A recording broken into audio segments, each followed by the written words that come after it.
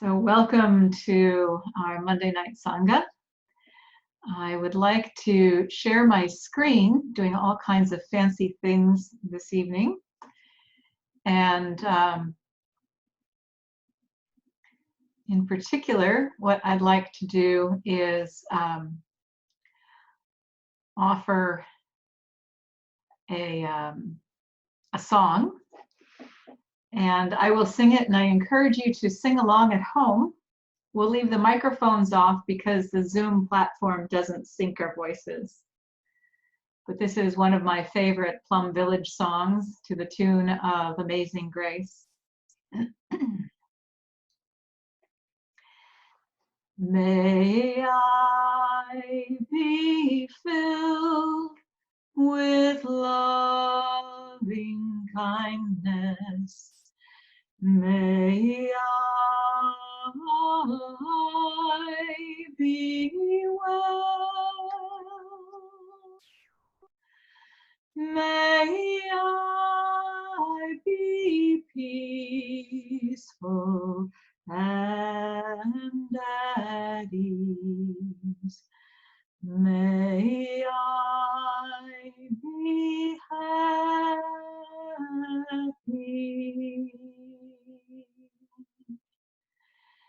May you be filled with loving kindness. May you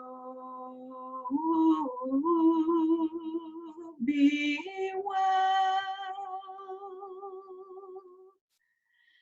May you be peaceful and at ease.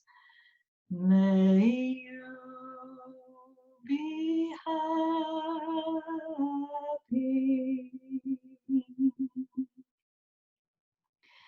May they be filled with loving kindness. May they be well. May they be peaceful and at ease. May they be happy.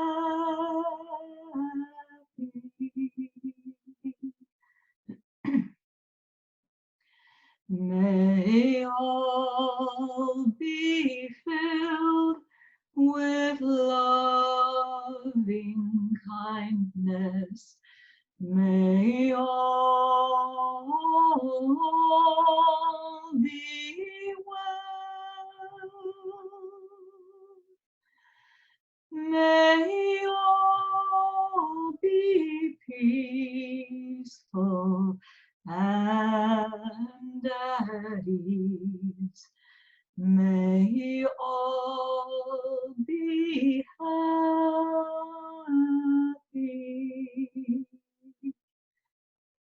And then again, may I be filled with loving kindness. May I be well. May I be peaceful and at ease. May I be happy.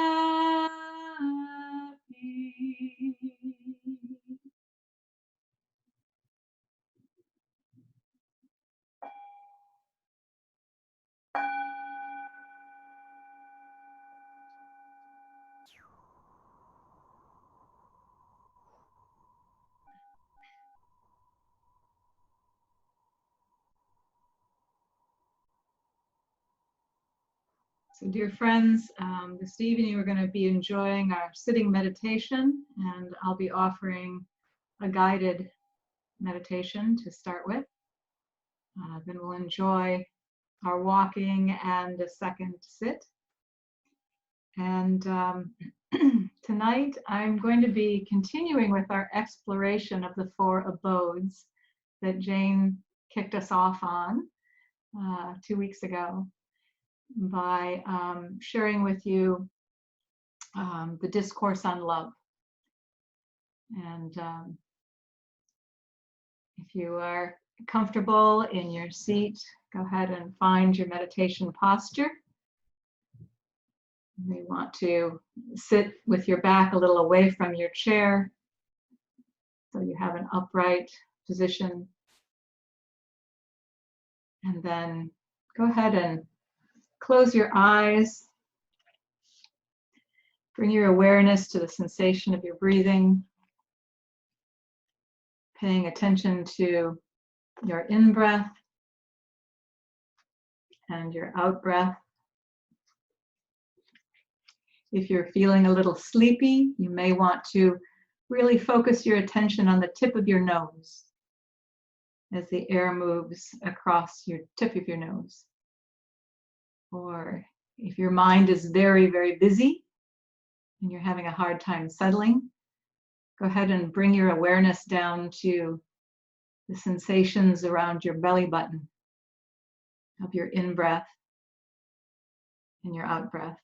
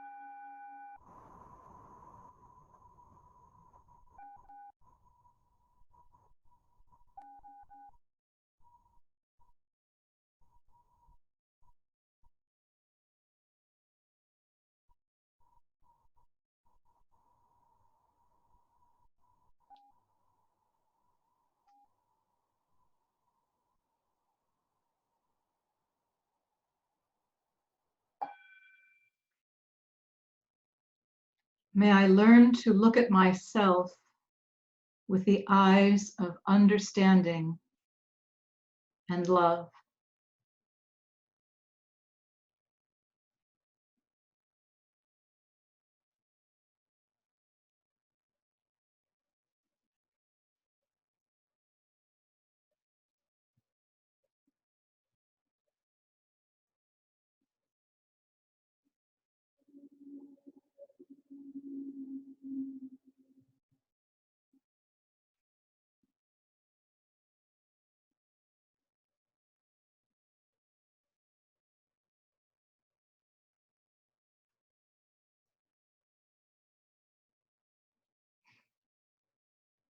Breathing in, may I see the causes and conditions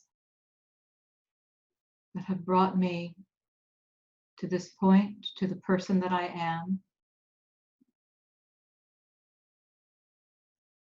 May I gain understanding.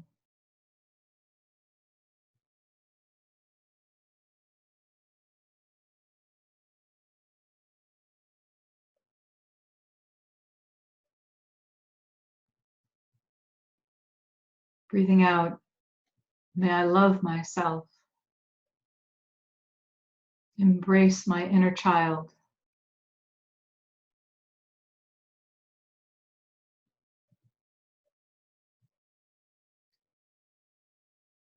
In understanding, out love.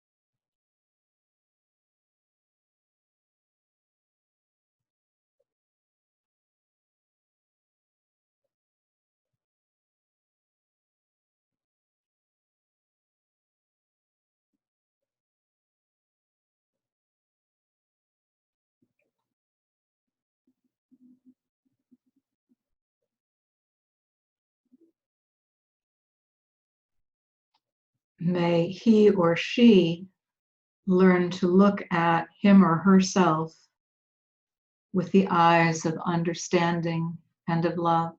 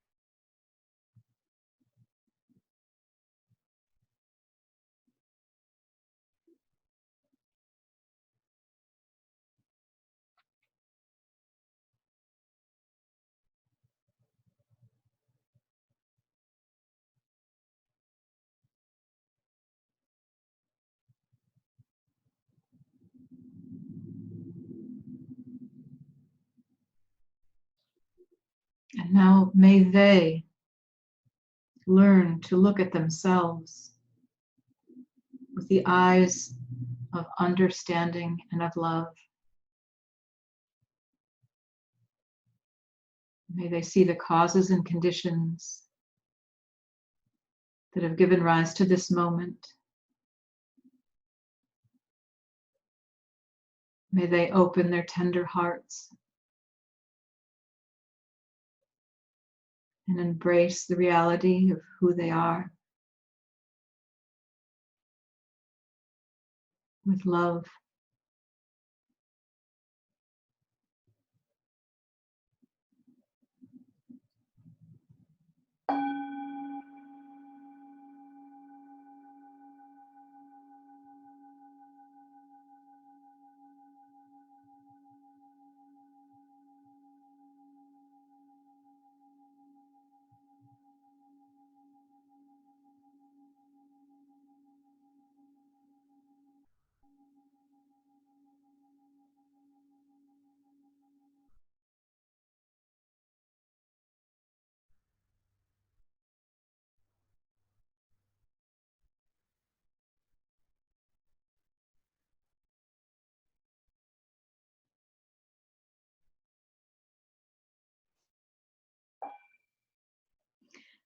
May I be able to recognize and touch the seeds of joy and happiness in myself.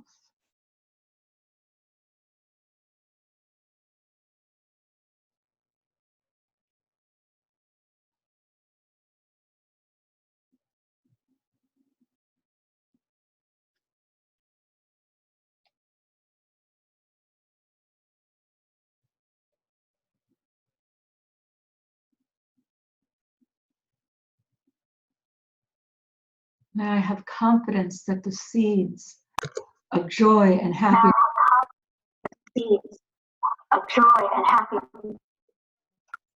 are in myself.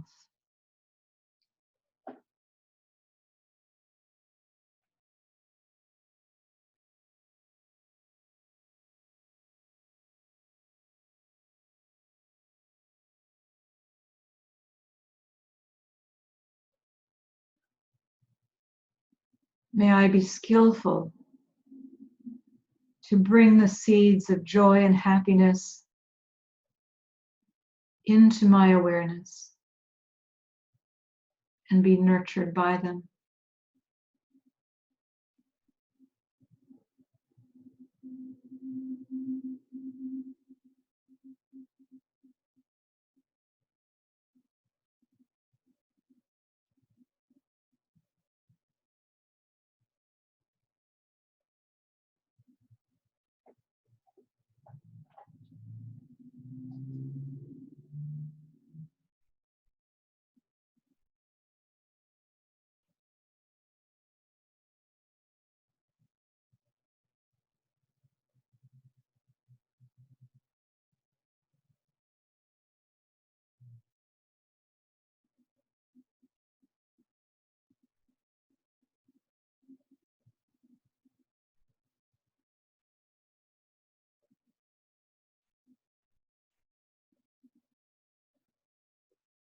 May he or she be able to recognize and touch the seeds of joy and happiness in him or herself.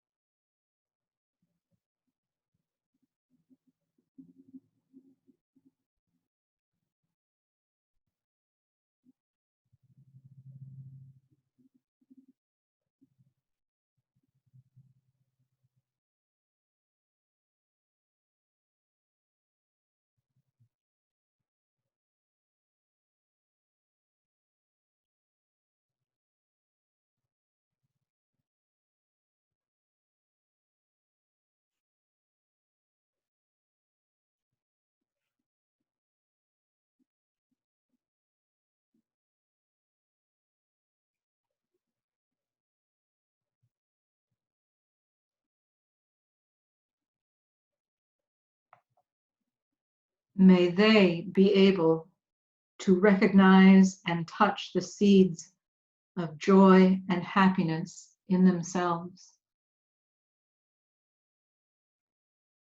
May they be awake enough to know they have those seeds of joy and happiness.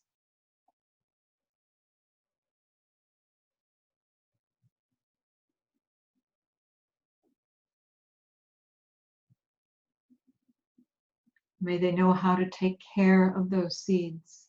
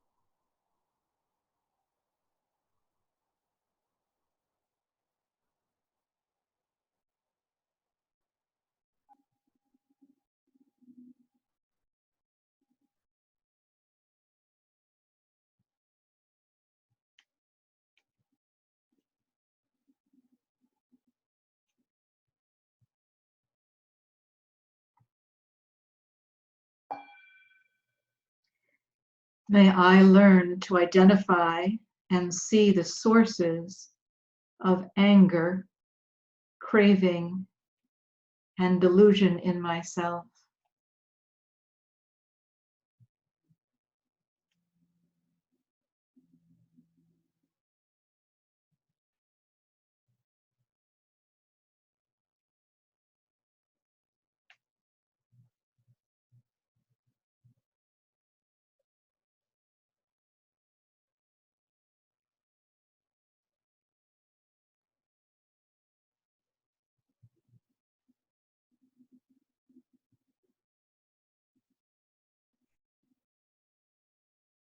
May I be steady and look deeply into my anger,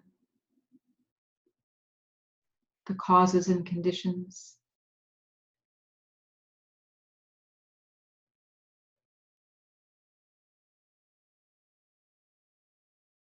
May I look deeply into my craving without attachment.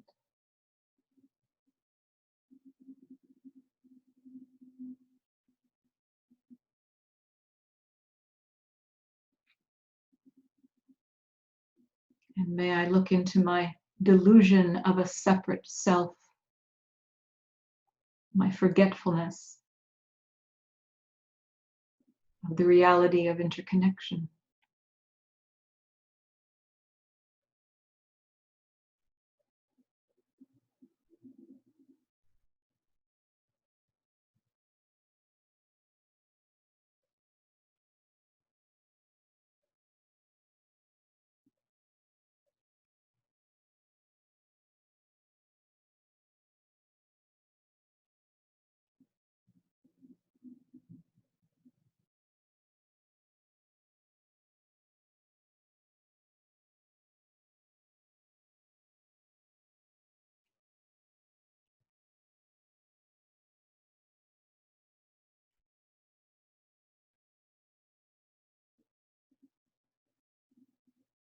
May he or she learn to identify and see the sources of anger as something not outside of themselves.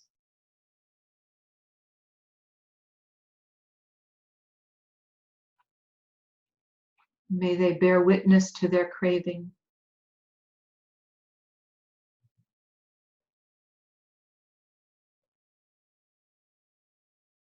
May they understand their delusion of a separate self.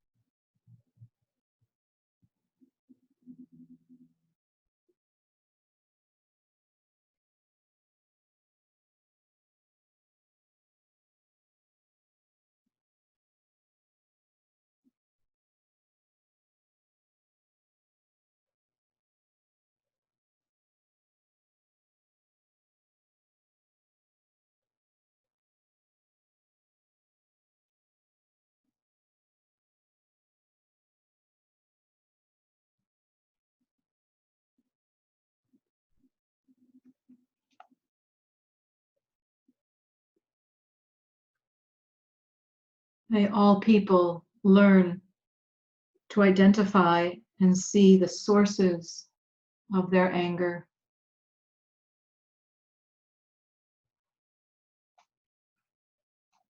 and put out the fire of that anger.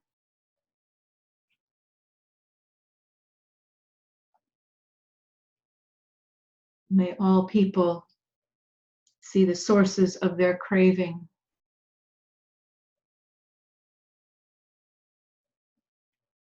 and nourish themselves with what is wholesome, good, and true.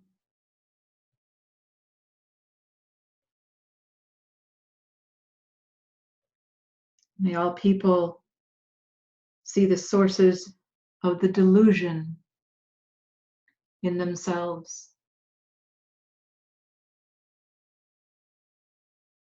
and understand the true nature of interbeing.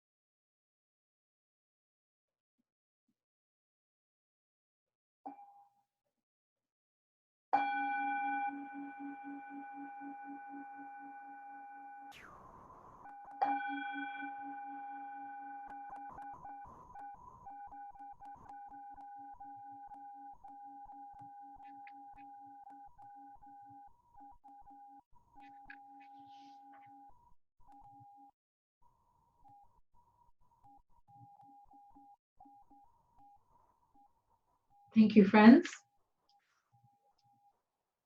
Now let us enjoy our walking meditation. I will invite a sound of the bell for us to stand, a sound to bow, and a sound to begin walking. You may want to look and plan where we will have 5 steps, 10 steps, 12 steps that we can go back and forth peacefully. And although we are not walking in our customary circle, we can know that we are walking together with peace. And that with each of our steps, we can say, yes, thank you. Yes, thank you. So let's go ahead and stand.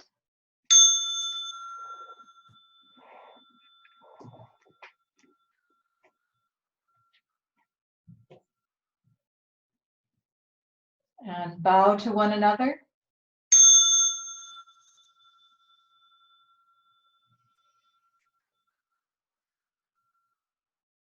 And enjoy our walking.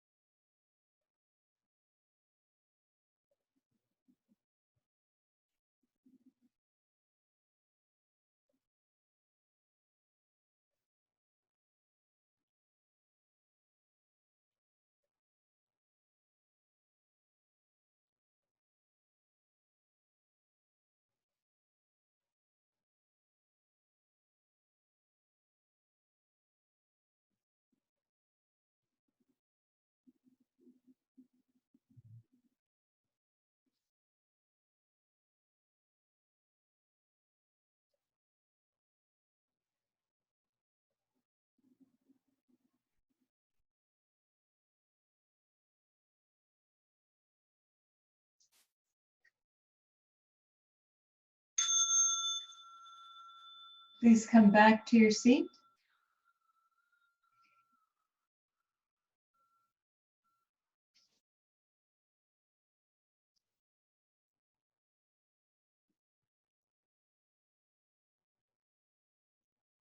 And let us bow to one another.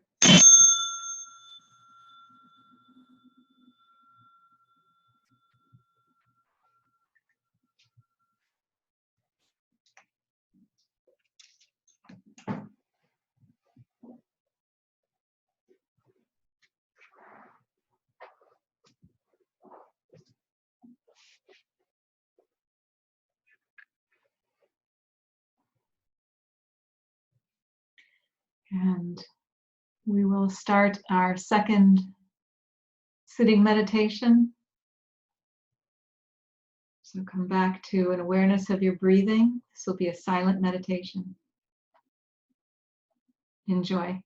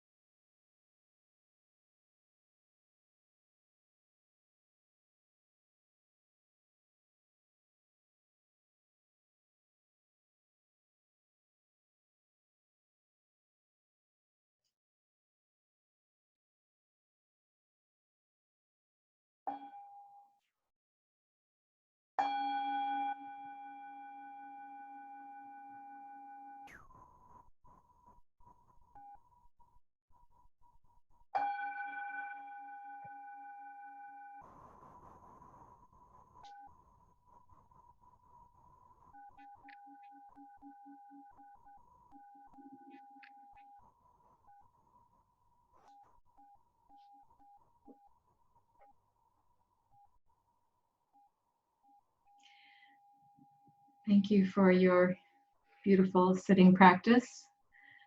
I'm going to again share my screen, opening it up to the Discourse on Love.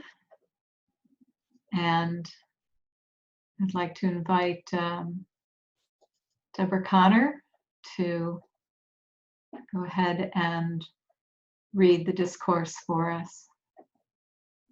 Thank you.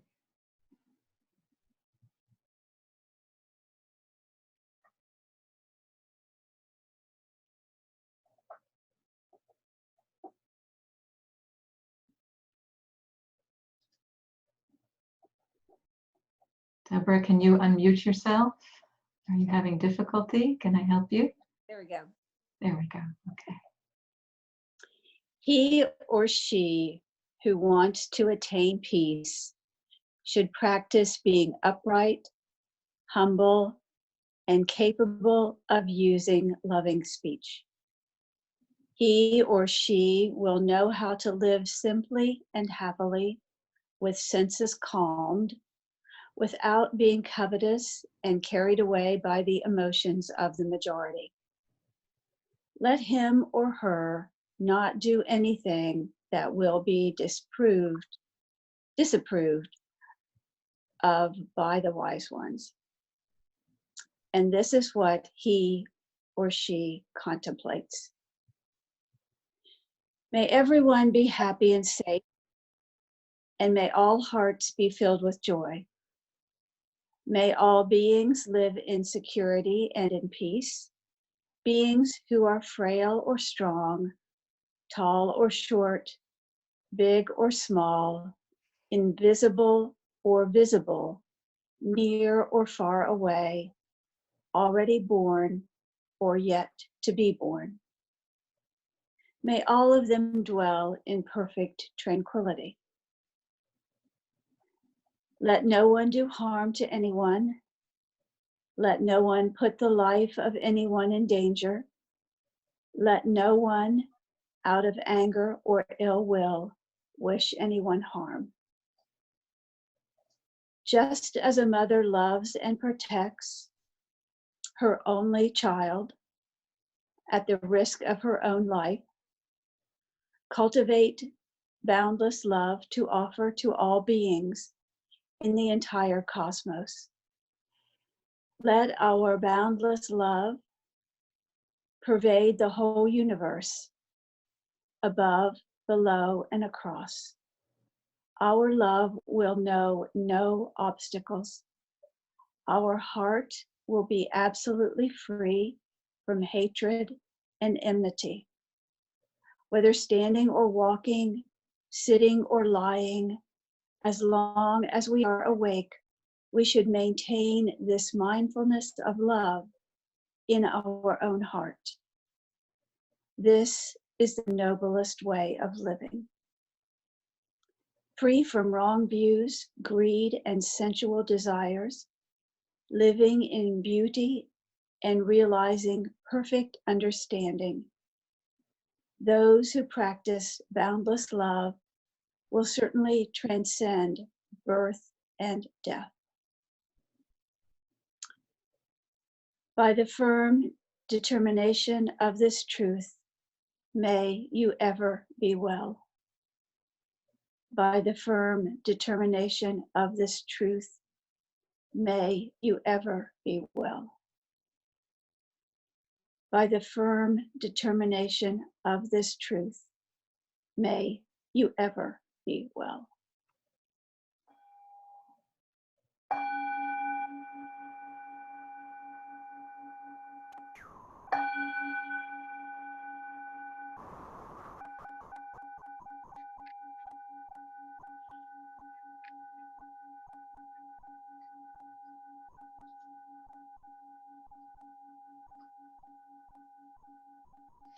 Thank you, Deborah.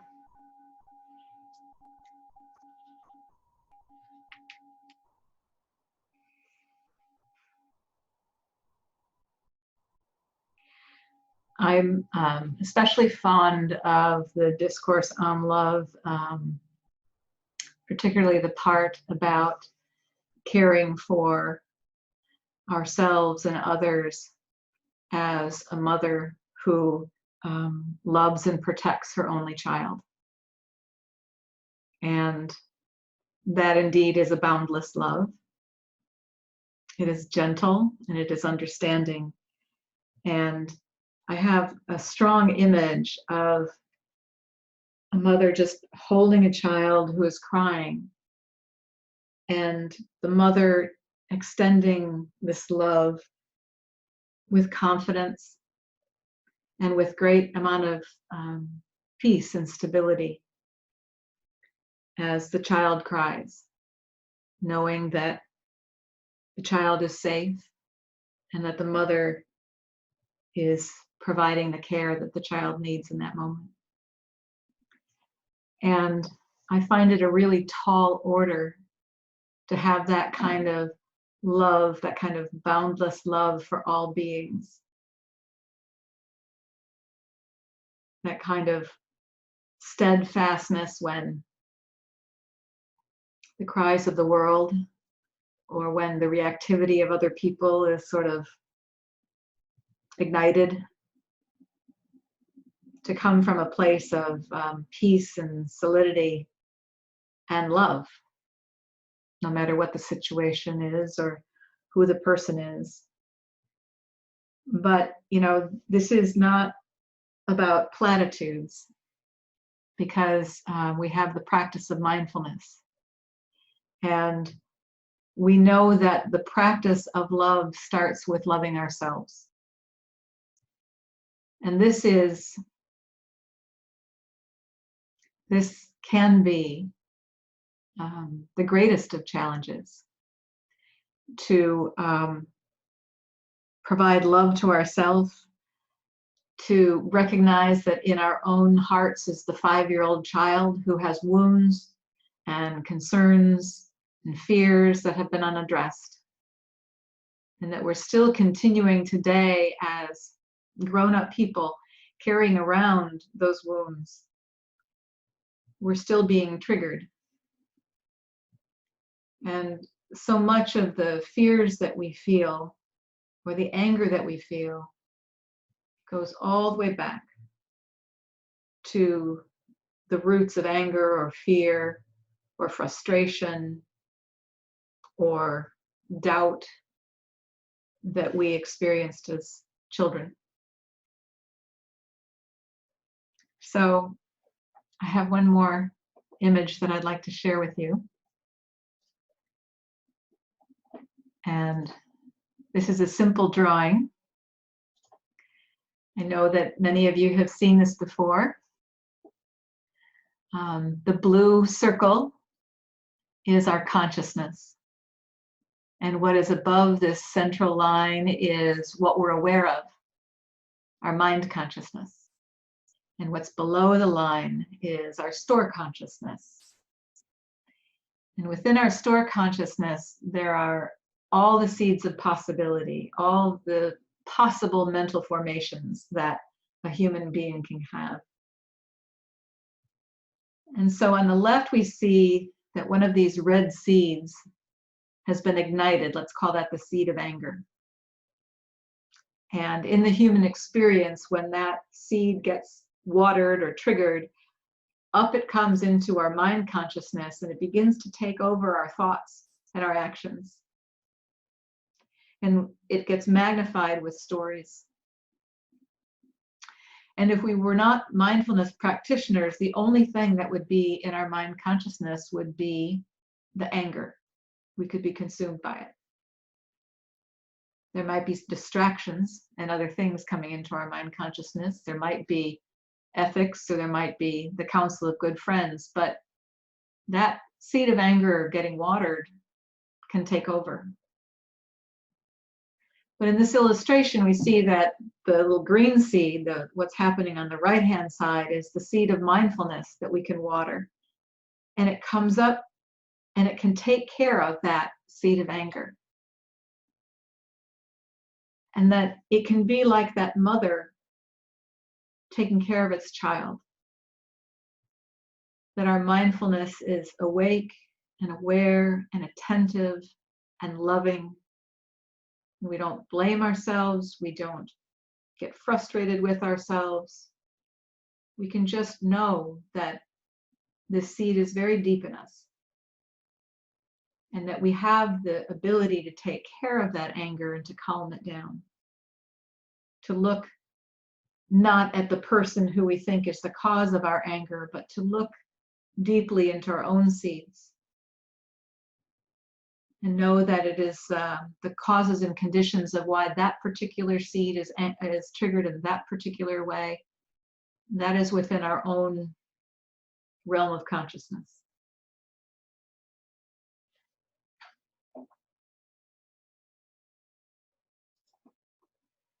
So, starting with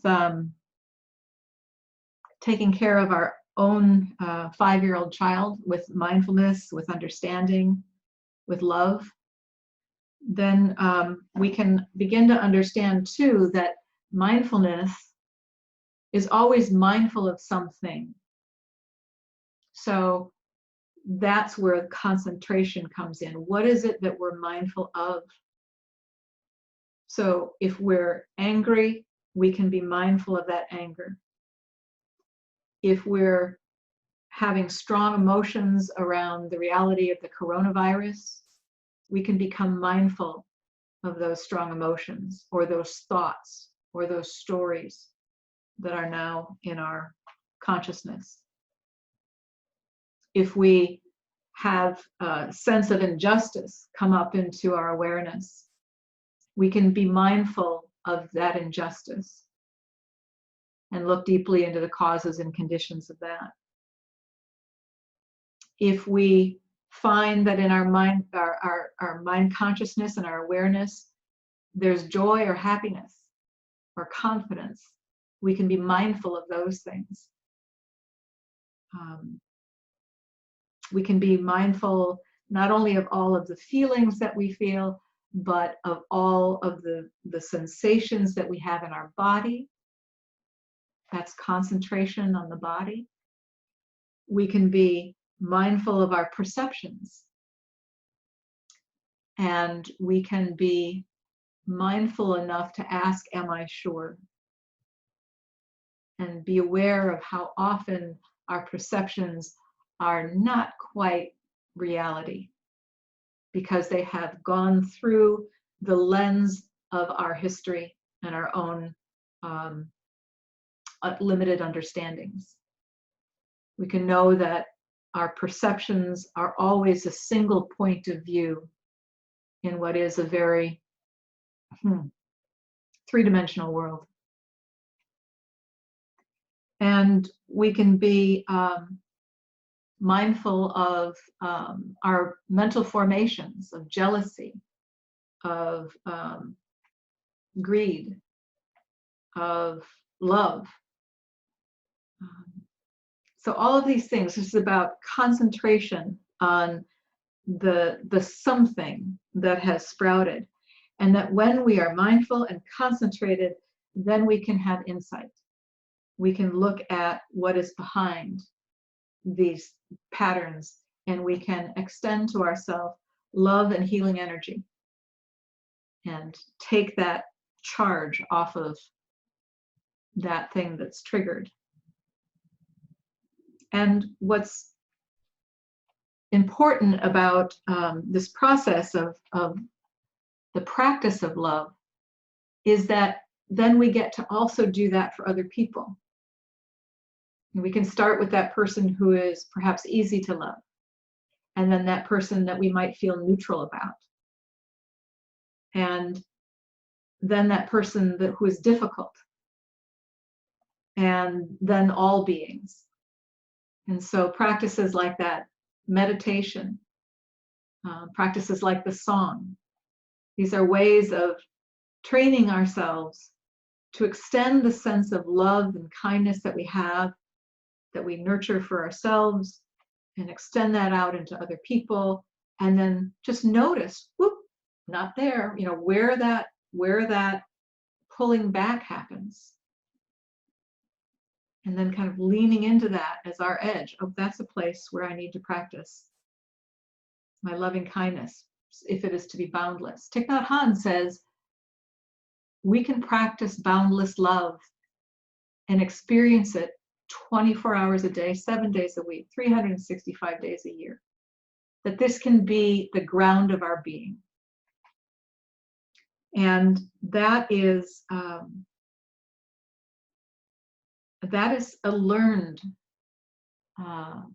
conditioning, a learned response of a spiritual person. And that takes certain qualities. It takes qualities of humility. It takes the skills of truly loving speech. It takes living into this aspiration in a dynamic way of cultivating love, noticing when we don't feel it, stopping and taking care of that perception or that emotion, whatever it is, as we go. And I think also, you know, the world is complicated. And I say that in a way that's differentiated from complex. So we know that there are a lot of things that are complex. Natural processes, relationships, you know, all of these things can be quite nuanced and complex, but they needn't be complicated. I think that complication is something that we add to the experience. And part of what living into love is about is living simply, not complicating things, being present with what is, looking deeply at what is, and healing what needs to be healed. It's pretty straightforward. And this is how we nourish happiness in ourselves and in those people around us. Now, the mindfulness trainings are really helpful to us. They offer us all kinds of clues on this practice of loving kindness. And for example, we need to let go of our attachment to views. We have particular ways that we like looking at the world, that we make sense of the world. But for example, the second of the 14 mindfulness trainings says we're to practice non-attachment from views in order to be open to others' insights and experiences. And if we're not open to those insights and experiences, well, then we can't understand and we can't love. The third of the 14 mindfulness trainings says we are committed not to force others, even our own children, by any means whatsoever, to adopt our views. We will respect the right of others to be different and to choose what to believe and how to decide. We will, however, help others renounce fanaticism and narrowness through compassionate dialogue. I think the world would be a very different place, at least our nation would be a very different place if there was truly an openness to allowing people to have their views. And then being able to participate in compassionate dialogue to transcend our fanaticism and our narrowness. I think there'd be a lot of community healing in places where people are oppressed, in places where people are disadvantaged, if we could be open. And then anger, of course, is one of those things that really interrupts our capacity to love. And so in the 6th of the 14 mindfulness trainings, it says we are determined not to say or do anything, but to practice mindful breathing and walking to acknowledge, embrace, and looking deeply into our anger. I just find that to be incredibly skillful to when we notice anger come up, we commit to not saying or doing anything until we take care of our anger. And then we train ourselves to look with eyes of compassion at those we think are the cause of our anger. So it's not about something going on out there. It's something happening right here. And it has causes and conditions. And that's the part where we embrace it like a mother holding a baby and take care of it. So the mindfulness trainings, I think, tell us a lot about the practice of boundless love. And one of the most important things it teaches us, the fourth of the 14 mindfulness trainings, is that we are to be with those who suffer. Determined not to avoid or close our eyes before suffering. We are determined to finding ways through personal contact, images, and sounds to be with those who suffer so we can understand their situation deeply and help them transform their suffering. To me, this is the saddest part of America's habits and policies of segregation, be it racial or economic or educational, that because we are divided and clustered with like people, we do not have the opportunity, the exposure to really listen deeply and understand the situation of other people so that we can help them transform their suffering. And we all have heard the phrase of living in a bubble. This is really what that challenge is to us, to find ways to get out of the bubble. And that this is a practice of love. This is an application of love. This is what keeps the practice of love from being just a platitude, because our mindfulness keeps bringing us back to the question of, how can I be with those who suffer? How can I transform my anger? And how can I let go of my ideologies and my rigid views to make room for the wisdom of others and the experience of other people? So I've been giving a lot of thought about how to be with those who are suffering from the coronavirus. And one way that comes to mind is to take in the images and the sounds and the understanding through the news. And I think that it is one way to become aware, but I want to be very careful about the kind of news that I take in, because I don't want a lot of news about political blame and positioning, and I don't want a lot of news that is overly technical, but I do want to hear the stories.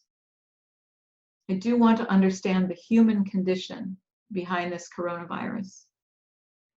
And that's what I want to become aware of. And there's this very simple formula, AIA, aware and intention and action. And if you think about the mindfulness trainings, they're written in this way, aware of the suffering caused by, I vow to, my intention. And then as the training goes on, there are ideas, specific actions that we can take. So aware of what's happening, my intention is to practice boundless love. And my actions are what I can hold and nurture like a mother takes care of her child. What is within my capacity? The habit energy that I've had for a long time is thinking very big. I know a lot of people who I've been able to work with over the years who are also big thinkers. But when we're thinking about our actions in the world, I sit here actually with a lot of humility, knowing that everyone that is on this Zoom call has a tremendous capacity for loving kindness, and that each of you has ways that you express it. And it is very inspirational to me. And I think about one of the things that Thich Nhat Hanh says is that even a smile does not go to waste. So part of what I do when I think about the practice of loving kindness is I let go of that judgment of big and small, let go of my doubt that I'm doing enough. And I just show up from a place of joy and curiosity. And the first place, obviously, that we're showing up to is Sangha. And this is really important because society has a real habit of being forgetful about love, about the nature of our interconnection, about the precious impermanence of all that is. And it is incredibly meaningful to me to be in a community of people who help me remember. So being a part of Sangha is definitely a key part of my practice of loving kindness.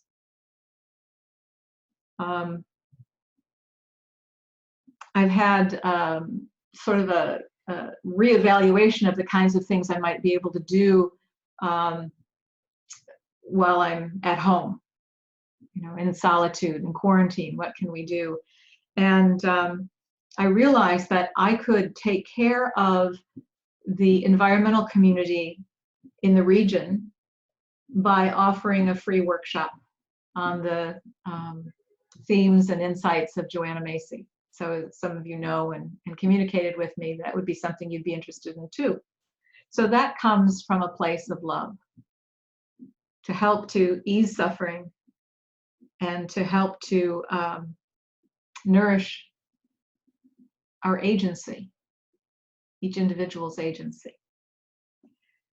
In my own family, I, as an expression of love, decided to take a course on how to be a better caregiver for my father for Alzheimer's. I take the course with my mom. And I am learning so much about the places where I stop and pull back, where I feel a little afraid or uncertain, that I can lean into and show up a little more effectively. So that's one of the ways that I'm practicing love. Of course, my daily meditation practice is how I take care of this stuff. How I learn to wake up to the parade of emotions that are always going by. If one's kind of stuck and keeps coming back, well, then I look into it more deeply, saying, well, hello, what are you about? And I gain some insight on that. So that daily practice is part of the practice of loving kindness for myself and, of course, for those around me when I gain more skill. And then that opportunity to sort of transcend the things that divide me, the things that get me past my bubble, that's a little bit trickier. And I've found recently an avenue that I'm actually quite excited about. It's to be trained and to become a guardian ad litem for children who are in the court system because they haven't been abused themselves or neglected by the adults that they depend on. And the job of a guardian ad litem is to listen to the child or listen to the sibling group and find out what's in their heart, what they want to have happen. And children don't show up in court. The guardian ad litems do, and they share with the court what's in the children's heart. And so I do not presume that the children will be of different economics backgrounds or different racial backgrounds than myself. That would be too much to assume, because the challenges that families face, the abuse that families face, really transcend all boundaries. But I do think that I may be meeting people that are experiencing some of the worst days of their lives. And that perhaps I can, just by being there and offering a calm presence, a loving presence, that I might be able to ease a little bit of that discomfort. So when we think about the awareness, the intention, and the action in the practice of love, I just want to remind us once again that our actions are the ground on which we stand. How we find these expressions of our love is what will make our love felt in the world. And